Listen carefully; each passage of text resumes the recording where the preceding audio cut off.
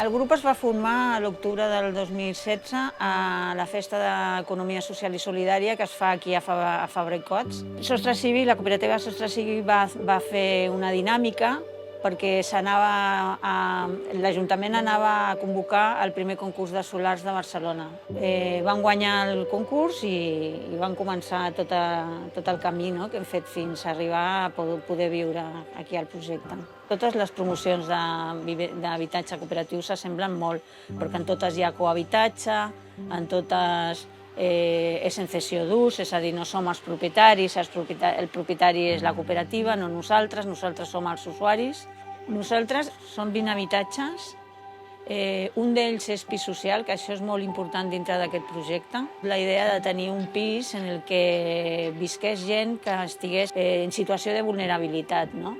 Vam parlar amb moltes entitats perquè això encarecia molt el projecte i al final vam trobar Punt de Referència, que és una entitat del tercer sector. Punt de Referència el que fa és que quan els nois que estan tutelats per la dgaia surten als 18 anys, ells tenen uns pisos i viuen en aquests pisos tutelitzats. Tenim 2 nois, un de Mali i un altre de marroquí. Estan molt integrats al projecte i el bo d'aquest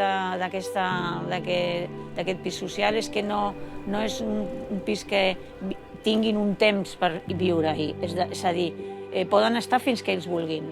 Crec que ja les persones que arribem a un projecte d'aquests tenim molt clar que els espais comuns són col·lectius. Es mereixen el mateix respecte que es mereix la gent que viu en aquest projecte. No hem posat cap ordre, no hem posat una pissarra perquè t'apuntis a quina hora vas a posar la rentadora, tu puges i si hi ha rentadora bé i si no hi ha rentadora puges dintre d'una hora, no?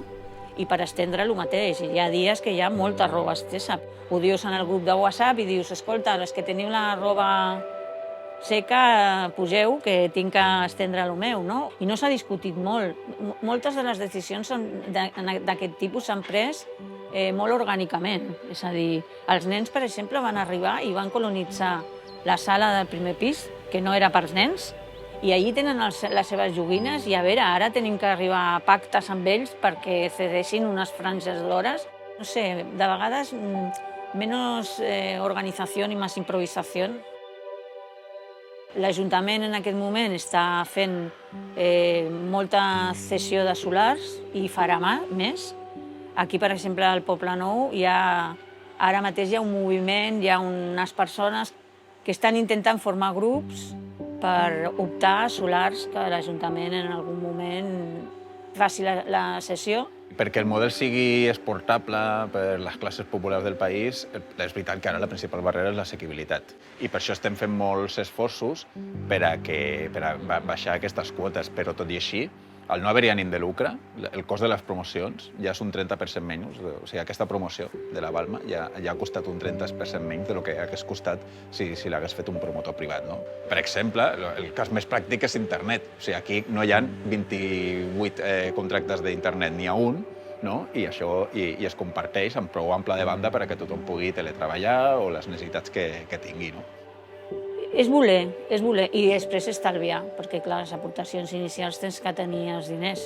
Encara que dintre dels grups es poden fer moltes coses si algú no arriba a tots els diners, perquè això també aquí s'ha fet.